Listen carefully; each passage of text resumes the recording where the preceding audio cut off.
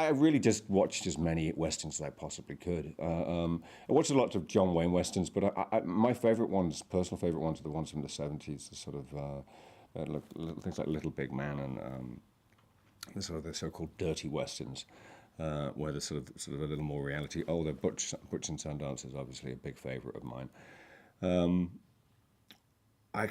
John and I had these chats, I think, and it helped me a great deal because obviously I had to be an American in the film. Is the less I said, the better.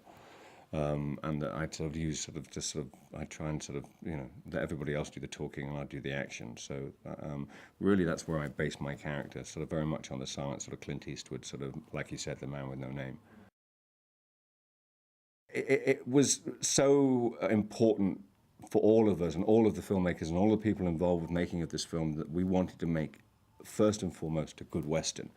And we wanted the audience to be sucked into the idea that they were watching a good Western. Otherwise, it would have felt like we were in a sort of non-existent world. So the film, I think, is set in 1873, and it had to feel like it was 1873.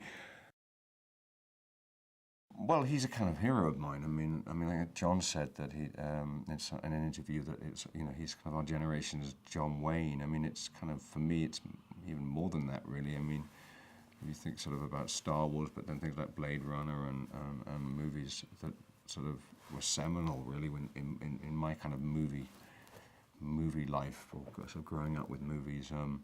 So I was nervous as hell when I sort of started working with him, but. He's nearly nice, so it's okay. It's a mining town that's down on its luck, and Dollarhide's ruling it with an iron fist, and is sort of is sort of a dictator of this small town, and is tougher probably than he should be, but he's got a heart of gold, and sort of I think Jake sort of pushes him a little towards, in spite of, they're both tough guys and they both come up against each other and clash, but through this sort of common purpose, they find this sort of softer side in each other, and they're kind of are firm friends by the end of the movie.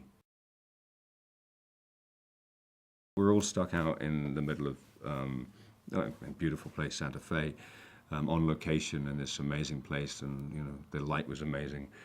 And as a unit and as a crew and the actors would get together, and I haven't done that for a long time, and I'd kind of hold parties at my house just to sort of kind of get people to bond. Some of the crew would come along, I'd get the actors to come along, Olivia would come along, and Olivia was sort of major instigator of that. Basically, she'd sort of push me to have another party.